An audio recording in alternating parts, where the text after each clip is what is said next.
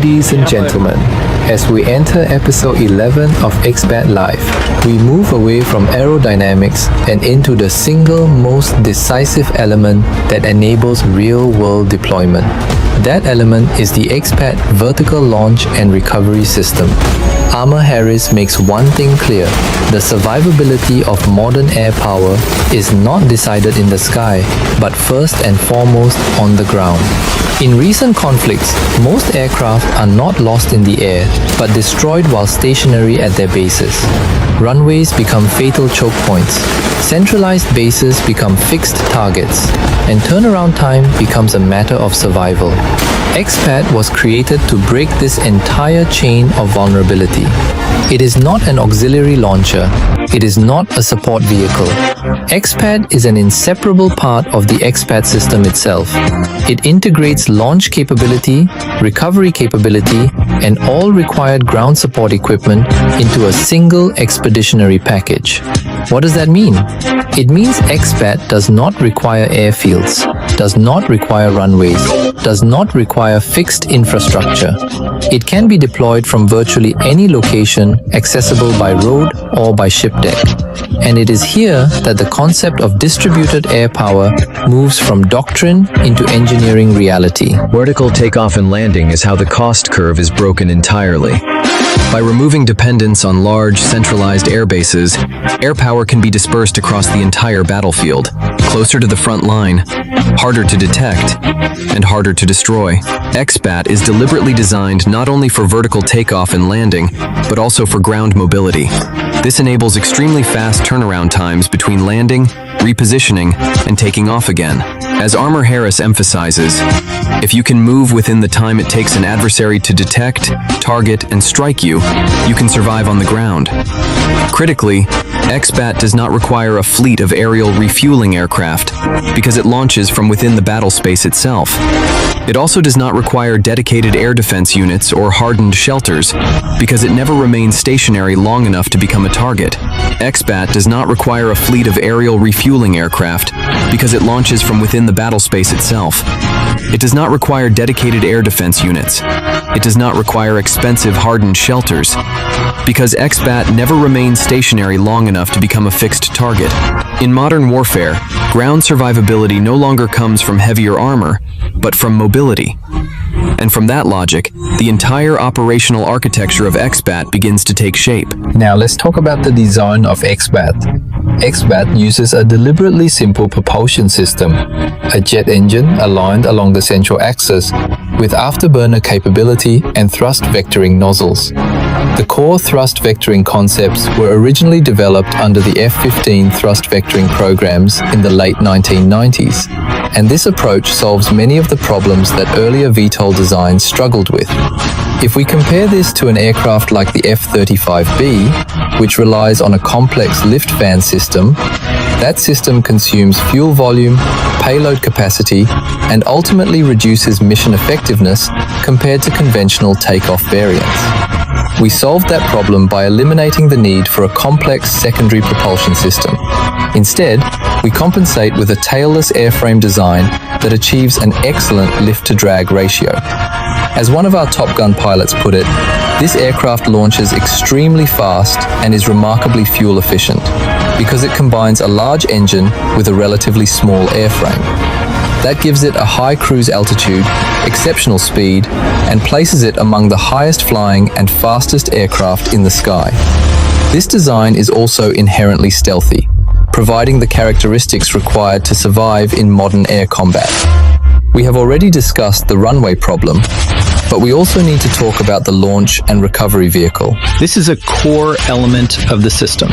The launch and recovery vehicle directly solves ground survivability by providing true ground mobility, while consolidating all ground support equipment normally required for an aircraft of this size into a single expeditionary package.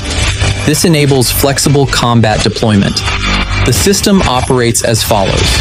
First, the launch and recovery vehicle positions XPAD for launch.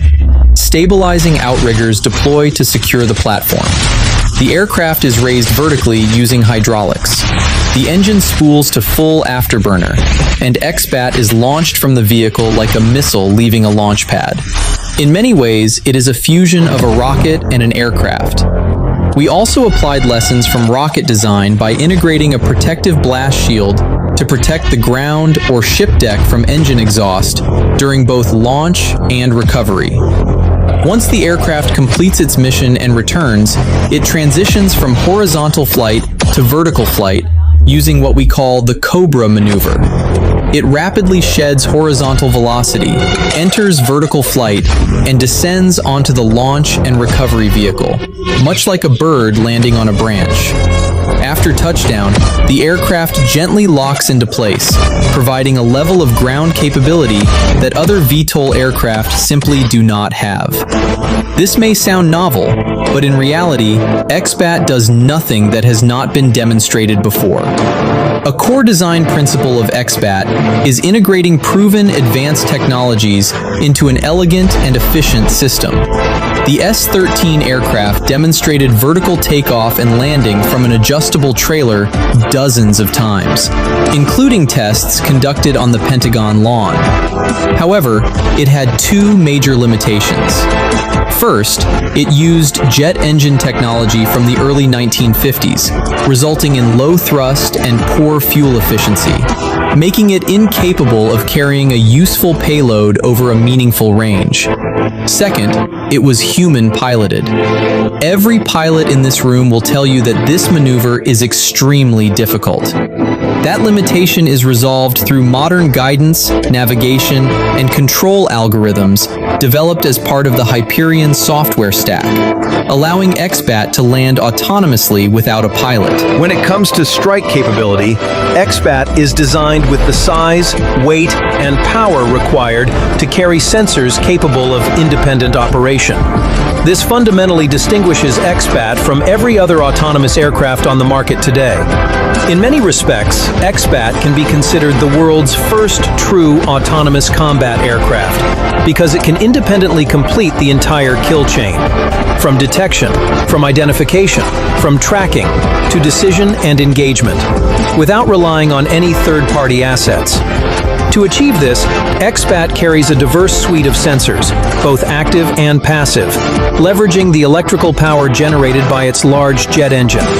In addition, XPAD features internal weapon bays and external hardpoints, allowing it to carry a full range of air-to-air weapons, air-to-ground weapons, surface strike weapons, as well as electronic warfare payloads for jamming and disruption missions. Alternatively, that power can be used to extend range, dramatically complicating the adversary's targeting picture.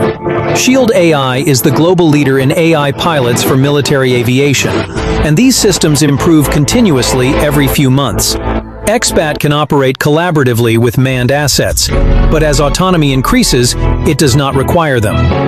This autonomy provides mission planners with a wide spectrum of options, depending on rules of engagement. In the example shown, XPAD is conducting a counter-air mission, assigned control of a volume of airspace in front of a carrier strike group. If it detects any object within that airspace that fails identification checks, XPAD can autonomously engage according to established rules of engagement. Crucially, XPAD continues the mission even when communications are severed. Its autonomous architecture also enables cooperative operations, where some aircraft act as sensors and others operate passively as shooters. And this is where strategic deterrence logic emerges. XPAD is not built to seek war, but to create an asymmetric problem that adversaries cannot solve. A platform with dramatically lower cost, capable of executing the most dangerous missions, engaging targets far more valuable than the platform itself. The ultimate objective is for adversaries to wake up each day and decide, today is not the day to start a war. At this point, we can pause and see the picture clearly. XPAD is no longer an idea, no longer a concept, no longer a promise. It is a complete system, built on true autonomy, a closed combat kill chain, and a clear logic of strategic deterrence. But one critical question remains. How is all of this validated in the real world? The answer lies in engineering, in testing, in the deployment roadmap. And that is exactly where we go in episode 12. In the next episode of XPAD Live, Armor Harris takes us deeper into engineering validation, wind tunnel testing, aerodynamic verification, structural qualification, engine testing, and the timeline from prototype to real combat capability, from design to validation, from theory to the sky. If you found this video valuable, please like, subscribe, and enable notifications so you don't miss episode 12 of XPAD Live. I'm Hai. Thank you sincerely for watching, and I'll see you in the next episode.